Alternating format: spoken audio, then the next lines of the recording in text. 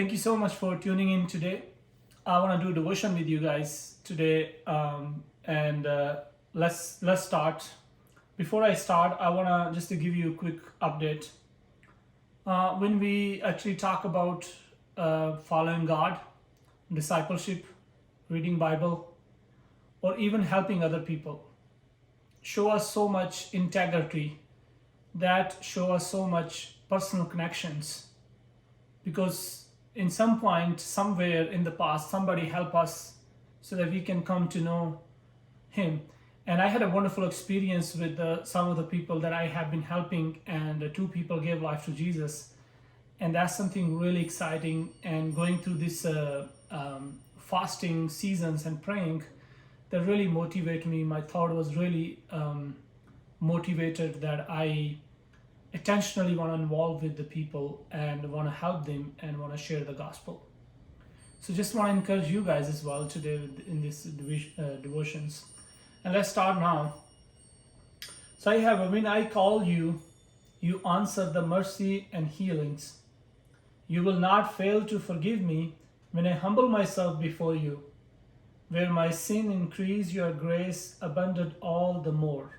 Romans chapter 5 verse 20. I am made whole because of your goodness. From your fullness I receive grace upon grace. John chapter 1 verse 16. Even when I do not feel worthy, I have been made alive, and am I safe because of your rich mercy and great love toward me. By grace you save. Ephesians chapter 2 verse 4 and 5. I want to just go over this passage and read for you. There's a book of Mark chapter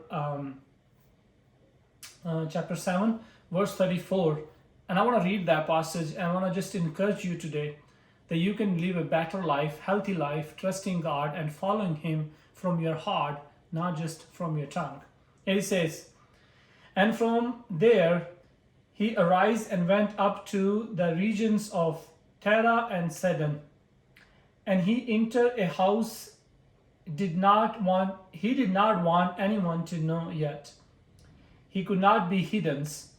But immediately a woman whose little daughter had an unclean spirit heard of him and came and fell down at his feet. Now the woman was a Gentile, a Sepharnoon by birth, and she begged him to cast the demons out of her daughters. And he said to her, let the children be fed first, for it is not right to take the children's bread and throw into the dog. But she answered him, yes, Lord, yet even the dogs under the tables eat the children's crumbs. And he said to her, Jesus said to her, for this statement you may go your way, and the demon has left your daughter. And she went home and found the child lying in bed and the demons gone. Think about this passage. Teach us so much things. The biggest things I was interacting when I reading this passage is that Jesus has all authority, all power, all authority. Jesus is over all powers, not just one, but he has power, can change man's life. And that's what we can find in this passage. You heard that woman says, Master, you are right. We have no any associations to eat food with you because we are just unclean. And we are Gentiles. But she says something extraordinary.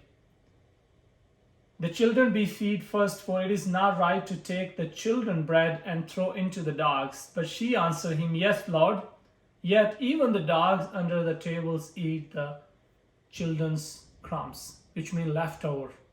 That's amazing things. When you become so humble in your spirit that you're willing to accept anything that's come from God, not from the world, you humble God for God's sake, not for to get a reward or get award or get like the best Oscar because you are humble. Let's read the second passage. Romans chapter 5 and verse 20. Now the law came in to increase the trespasses, but where sin increased, grace abundant all the more.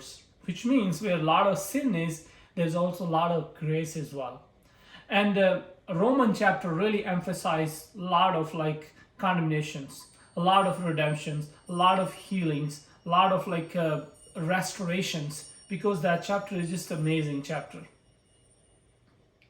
John chapter 1 and verse 16, sorry. For from his fullness we all received grace upon grace. That's amazing. The Hebrew term, I use the Esor, the Hebrew term says, grace is a place of grace. When you find grace, for example, if you commit something bigger and when you find grace, your life will be so beautiful. You will find so much joy in your heart.